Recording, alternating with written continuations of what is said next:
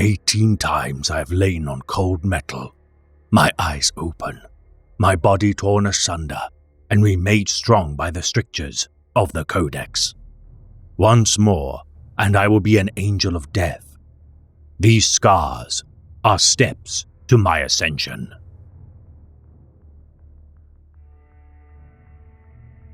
The Absolvers are a successor chapter of the Blood Angels.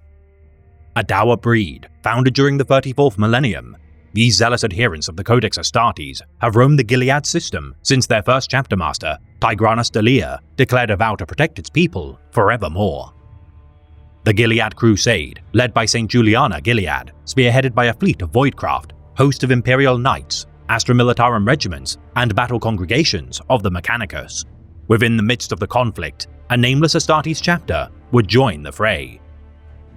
Led by Tigranes Dalia, the Nameless Angels made their first deeds during such a crusade, and would earn their title, though some Imperial scholars reject such a notion, believing the chapter to have buried records of their prior legacy.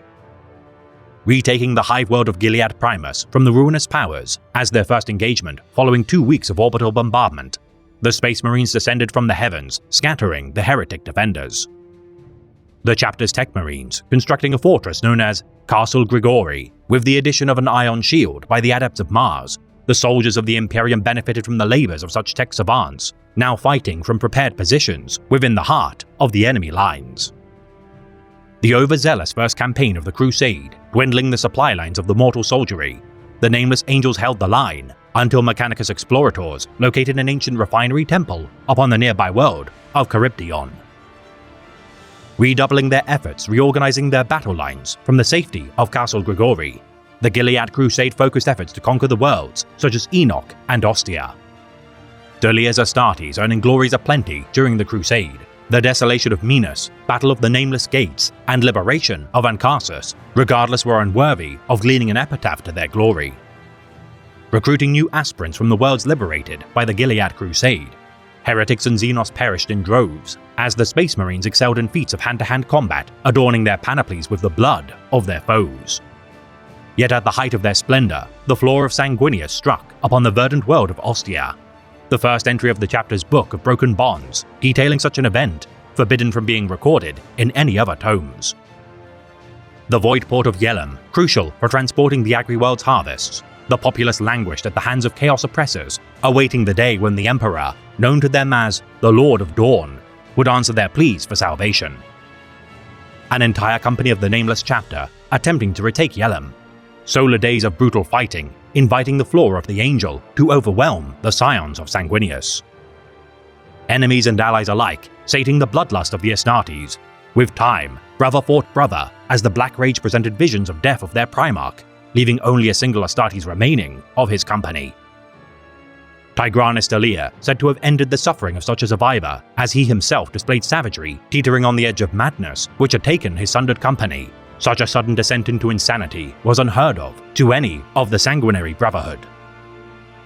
Dalia swearing his oath of Gilead and adopting the name of the Absolvers to mark their sins made on Yellum. The chapters need to make amends for their slaughter inflicted upon the populace, weighs heavily on their shoulders to this day.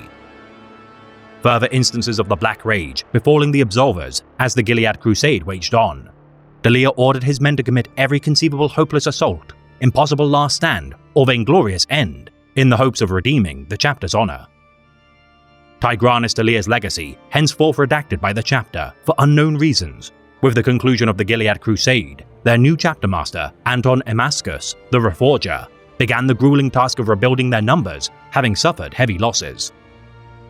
Witness to his chapter's greatest and worst qualities, Anton began to find methods of screening his kindred for signs of the Red First, which presented themselves much earlier than was typical of other Blood Angel successors. Relying on the Codex Astartes as a font of wisdom, Emascus enacted blood tithes from Gilead Primus to dull the call of the Red First, whilst ordering his kindred to swear unbreakable vows as a method of galvanizing their stoic nature. The rampage of the Great Rift bisecting the galaxy in twain, the Gilead system now trapped within Imperium Nihilus, bereft of the light of the Astronomicon, regardless, shall never be abandoned by the scions of the Great Angel. Reinforced by Primaris Space Marines, the chapter refuses to impart such next-generation Astartes with knowledge of their secret rites.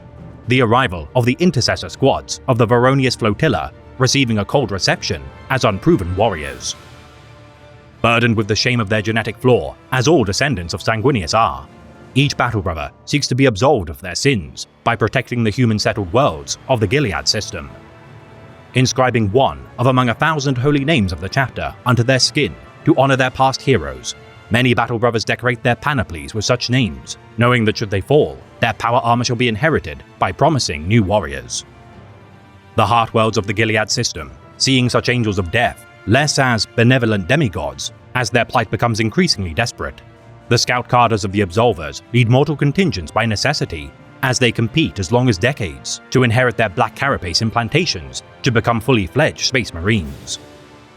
Clad in white ceramite, adorned with black pauldron trim and red chest aquillas, each battle brother uses red tactical markings on their right pauldron with white High Gothic numerals atop such designs to identify their squad. The symbol of their chapter, a red chalice marked with a white aquila upon a field of white, exemplifies their duty to defend the Imperium in the name of Sanguinius. Cut off from the Imperium with few means of reinforcement or reprieve, the chapter struggles to uphold their vow to protect the citizens of the Gilead system as demonic incursions spew forth from the Cicatrix Maledictum with each passing day.